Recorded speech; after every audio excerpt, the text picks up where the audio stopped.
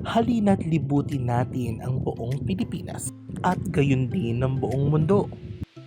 Samahan niyo akong gawing imposible ang posible. Gawing posible ang mga bagay na inaakala natin hindi pwedeng mangyari. Katulad ang paglibot sa buong Pilipinas at buong mundo. Sabi nga nila, tanging mga mayayaman lang ang may kakayanan libutin ang buong mundo at buong Pilipinas. Kasi pera lang daw ang tanging makakagalaw para magawa mo ang mga bagay na yun. Ay mali-mali kayo dyan. Syempre bilang tayo ay tipid travel vlogger. Sa video na to ay tuturuan ko kayo na sa kakaunting budget ay matutupad natin yung mga pangarap natin. By the way nga pala guys, ako nga pala ay virtual assistant na magta-travel habang nagtatrabaho. Ito na nga at susubukan ko kung mangyayari nga ba yung mga iniisip ko sa aking utak. At sinimulan ko nga ang video ko sa pagko-commute ko para tipid na nga tayo dito sa ating video. At from Laguna nga ay nagbiyahe ako bus papuntang Manila. At pagdating nga ng Manila, ito ay nag-commute tayo LRT at electric bus papuntang airport. Grabe, nakakamiss talaga ang airport. Ako lang ba yung may ganong pakiramdam na kapag nasa airport ka, ibang-iba talaga ang pakiramdam mo? Na para bang nakaka-stress reliever talaga ang airport? Na para bang nakakaangat-angat ka sa buhay kapag nandito ka? Isipin mo, sasakay ka ng eroplano at free wifi pa sa airport. At sobrang aga nga natin sa airport at ito ay tumambay na ako sa mga traveler lounge. At kunya-kunyarian yung laptop tayo dapat parang mukhang social climber yan. At tamang antay na lang tayo bago yung ating boarding time. At ito na nga ang ating simpleng kasuotan papuntang Cebu.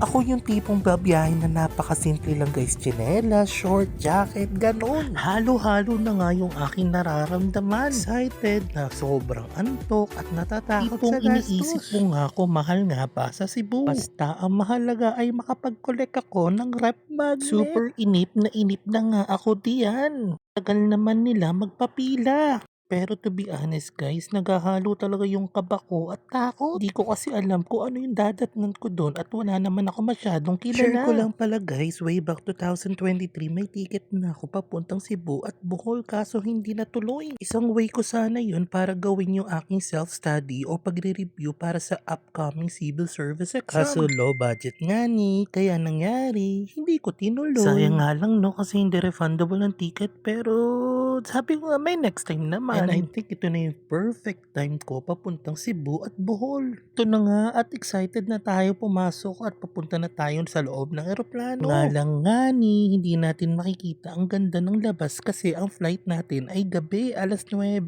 At sobrang daming pasahero pa naman ngayong araw na ito. Nung travel ko nga pala na ito ay super busy kasi araw din na yon ay concert ng BINI sa Cebu. Nagbakal din pala, during that time iniisip ko rin kung aabot ba ako doon sa bus na meron sila papunta doon sa city. Dahil tipid at budgeted nga yung ating biyahe, syempre gusto natin yung pinakatipid natin papuntang city. At balita ko yung mahal daw ang grab at taxi simula airport papunta sa pinaka-city. Nila don't talk to stranger pero during that time ako ay nasa loob ng eroplano ay kinakausap ko yung katabi ko na local siya sa mismong Cebu City. At doon nga ako nakakuha ng mga suggestion na pwede ko daw habulin yung bus ng My Bus. Kasi worth 50 pesos lang siya hanggang sa city na at pagdating nyo doon, pwede na kayo doon mag-book ng inyong angkas. Tipong takot sa height pero pagdating dito sa eroplano, hindi ko man lang naramdaman yung takot. Kahit nasa loob ako ng eroplano, pakiramdam ko nasa loob lang ako ng bus. Malapit na talaga ako sa Cebu and I'm so excited kung ano nga ba ang pwedeng i-offer sa akin ng Cebu at talaga naman artista sobrang dami kong plano during that time at marami akong gustong tuparin at gustong puntahan na lugar sa Cebu. At syempre habang ine-edit ko tong video na to, syempre natupad ko yun guys. Excited na ba kayo makita?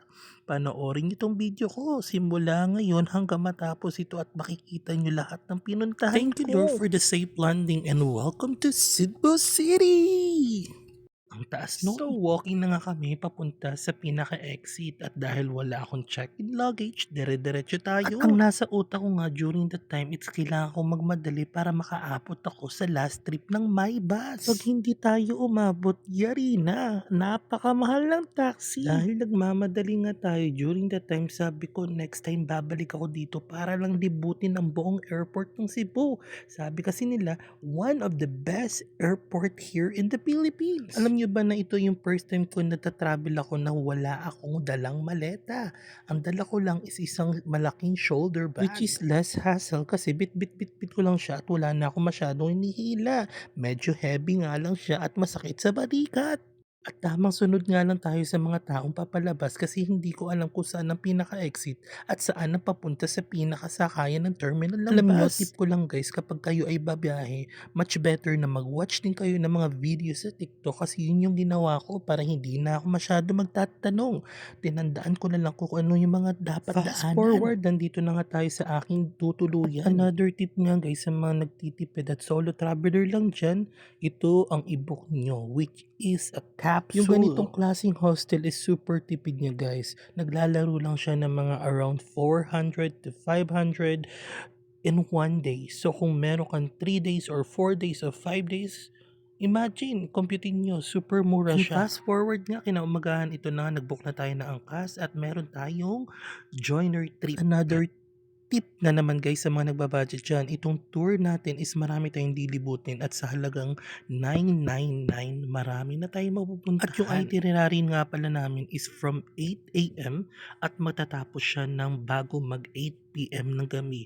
Imagine niyo kung gaano kadami yung mapupuntahan namin sa halagang 999. At imagine, air condition pa yung aming sasakyan. Van kami. So, yung iba may mga joiner, yung iba may mga couple. So, maganda siya guys kasi may tour guide na mag-guide sa inyo kung saan kayo pupunta, may taga-picture na, at sobrang accommodating nila. Very dito good. Nga kami makikita-kita sa likod ng SM City Cebu at dito yung Traveler Lounge kung saan mag-i-start yung pinaka travel namin hanggang sa pupunta na kami doon sa pinaka first stop namin at sa mga susunod pa na pupuntahan namin. On our way na nga papunta sa Temple of Leia, isa sa mga sikat na dinadayo ng mga turista dahil isa to sa pinakamalaking temple dito sa Cebu City. At isa nga ito sa mga sikat na tourist spot kasi isa lang naman to sa mga kilalang mga artista na nagmamay-ari at angkan nila ng mga Adarna, ang Temple of Leia. So maganda din itong spot kung gusto nyong mag-picture-picture, tignan ang buong syudad. Kaso nga lang, pag umaga, hindi mo masyado ma-appreciate. Mas maganda pa rin talaga siya kapag yung city light or yung gabi para makita mo yung liwanag ng buong syudad ng Cebu City, di ba? Sabi nga pala ng tour guide namin, under renovation pa to or ginagawa pa rin siya. So, ibig sabihin, hindi pa talaga siya tapos yung pinaka-temple. So, possible na gumanda pa ito sa mga susunod na buwan or taon. Nakakapanibago talaga yung mga ganitong tour sa akin kasi syempre hindi naman ako nag-a-avail ng mga tour sa mga past travel ko as in talagang commute-commute. Pero sa naisip ko, malaking bagay yung 999 at super tipid na siya at buong araw marami akong maiikutan.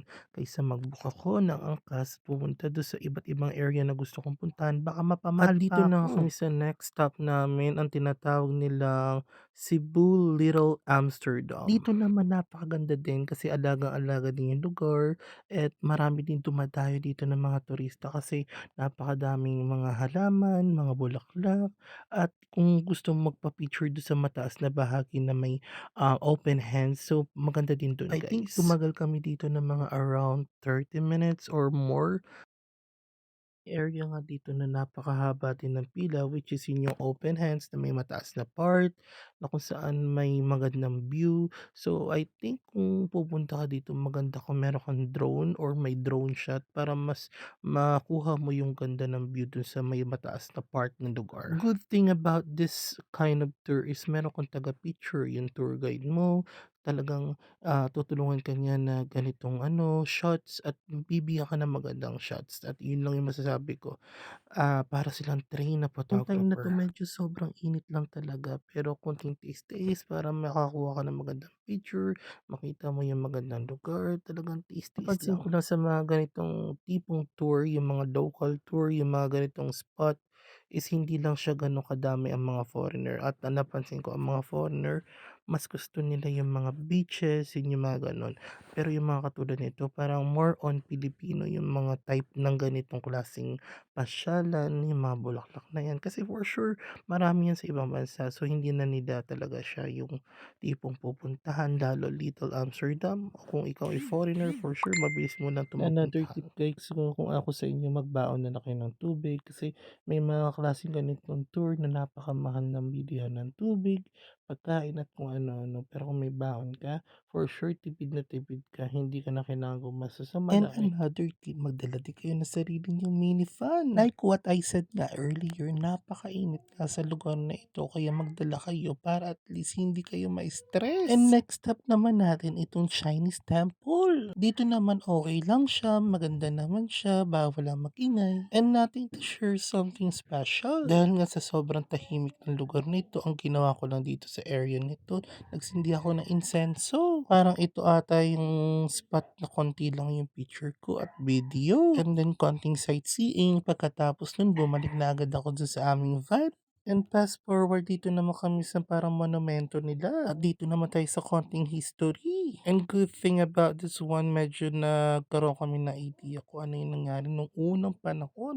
Panahon ni Magellan, panahon ni Lapu-Lapu, and then konting picture And ko din after the umalis na monument, dito kami. naman kami sa mga pasalubong ng Eto na nga yung bayan. excited ako kasi dito ako makakabili ng mga ref magnet, mga keychain, at kung ano-ano pa mga masasabi ko Pasalubong. nga bumili na ako dito kasi alam kong may mga area na At dito super na ako bakal. nakabili ng mga gusto kong bilhin. Like for example, t-shirt at mga kung ano-ano pa na pinasalubong ko, otap and And moving forward, everything. ito na nga yung pinaka-highlight tingin ko sa lahat ng mga papasyalan Kasi ito namin. yung lugar na nakikita ko lang sa libro, nakikwento sa libro, at syempre ito yung Magellan Cross at ang Santo Super Niño daming tao Church. lang talaga dito guys kasi Sunday kami At ang nakapunta. salita nga ng kanilang misa dito is Cebuano, medyo nakakaunawa ng konti pero hindi talaga So ang ginawa 100%. ko dito, nagsindi ako ng kandila, nagkonting dasal, At umexit na ako doon sa kabilang area at umikot at tumitingin na naman ako ng mga basta pasalubong isa ito sa namin. mga highly recommended places ko at wag na wag nyo kakalimutan na puntahan kasi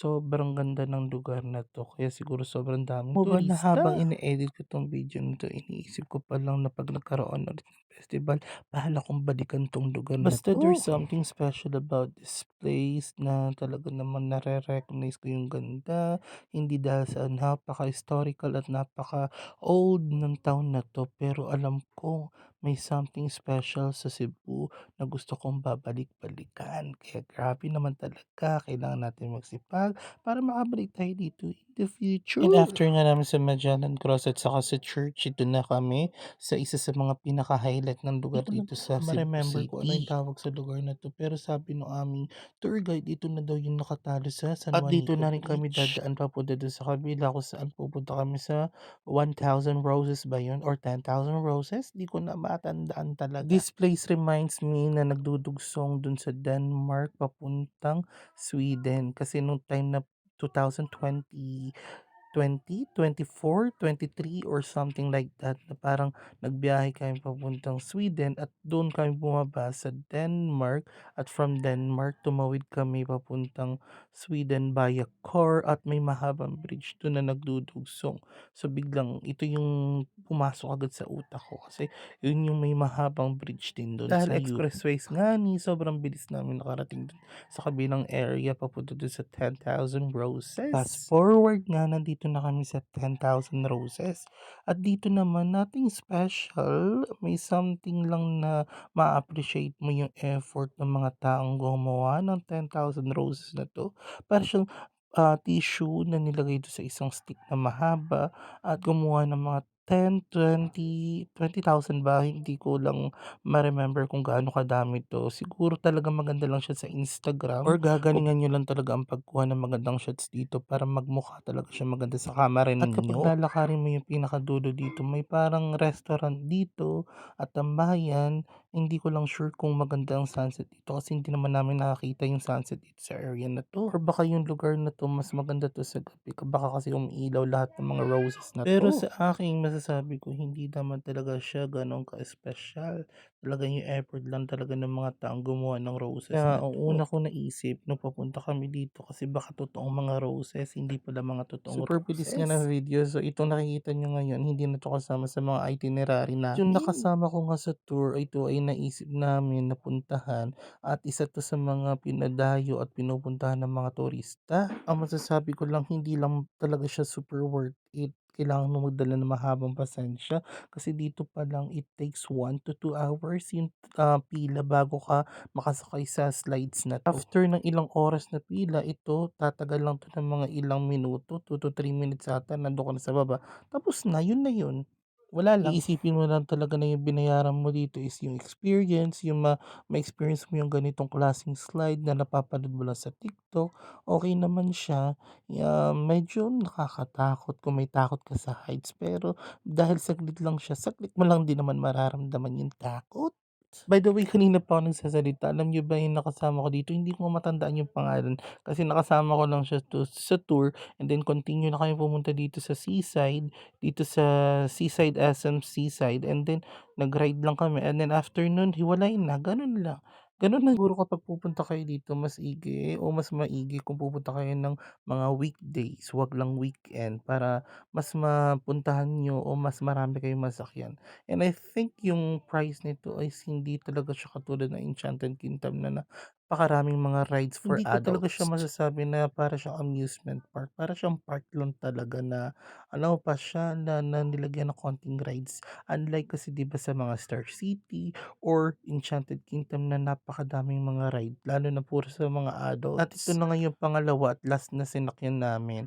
Ito is water slide siya, nagkaroon pa nga ng problema dito, nagkasira pa siya, buti naman naayos naman, kundi isa lang talaga masasakyan namin. Dito nabasa ako ng todo, basang-basa talaga ang buong pantalon ko, kaya after nito umuwi na rin ako papunta dun sa pinaka-accommodation ko at para makapagbihis na rin. Dito na-enjoy ko naman kahit papaano, medyo yun lang, para kang nagbayad ng 250 per rides. Kasi gano'n ang dating, eh, mga ₱500.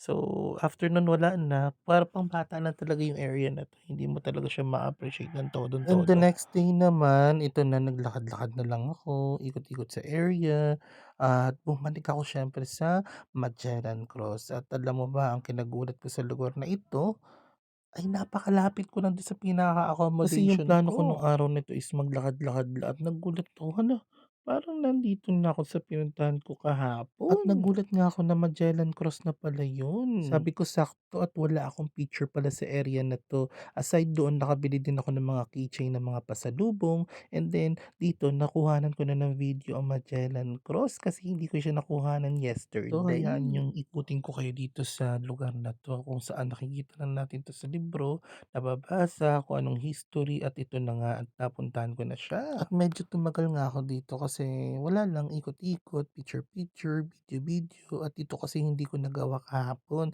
Kasi ang highlight kahapon pumasok ako sa Santo Niño Church which is katabi lang talaga siya ng At ito Magellan nga Cross. napakadaming kandila pero parang itong time na 'to ay close yung gate kasi parang may napapanood ako na nakakapasok sila sa loob or talagang hindi na Other side talaga. naman parang may munisipyo naman dito, para siyang napakalaking kapitolyo or munisipyo and then sa gitna yung Magellan Cross, then the next, side is yung pinaka-church ng Santo Niño.